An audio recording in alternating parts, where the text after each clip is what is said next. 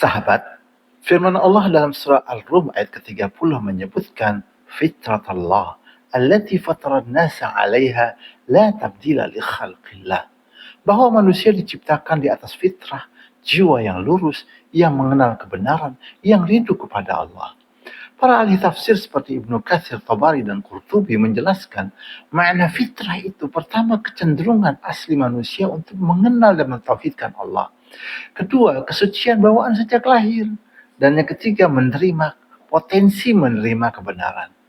Dikuatkan dengan hadis kullu mauludin yuladu al fitrah. Setiap anak yang lahir dalam kondisi fitrah. Artinya manusia tidak netral, tapi sudah condong kepada kebenaran. La tabdila li khalqillah.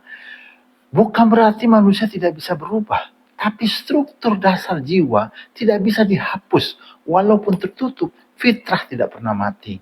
Tokoh seperti Al-Farabi dan Ibnu Sina melihat fitrah sebagai potensi intelektual dan spiritual.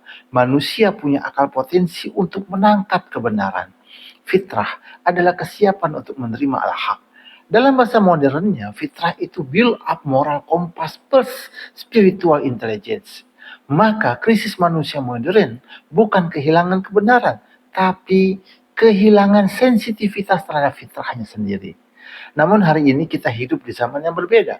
Zaman di mana bukan hanya manusia yang berbicara tapi juga mesin. Bukan hanya akal yang bekerja tapi juga algoritma. Pertanyaannya, di tengah kecanggihan ini, apakah kita bisa semakin dekat dengan fitrah atau justru semakin jauh? Ulama seperti Al-Ghazali pernah berkata, hati manusia ini seperti cermin. Jika kotor, ia tidak memantulkan kebenaran. Hari ini cermin itu bukan hanya kotor, tapi tertutup oleh layar. Kita bangun dengan notifikasi, tidur dengan distraksi, dan hidup dalam arus informasi tanpa henti. Padahal fitrah itu tidak hilang, ia hanya tertutup.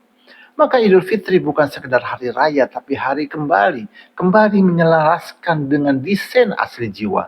Perayaannya adalah perayaan sinkronisasi ulang antara manusia dengan fitrahnya. Tantangannya di era AI sekarang ini, kita mau menjadi manusia yang dikendalikan teknologi atau manusia yang menggunakan teknologi untuk kembali kepada fitrah. Di zaman ketika mesin bisa berpikir, tantangan manusia bukan lagi berpikir, tapi tetap merasakan kebenaran. Mesin bisa mengolah data, tapi hanya hati yang bisa mengenal makna.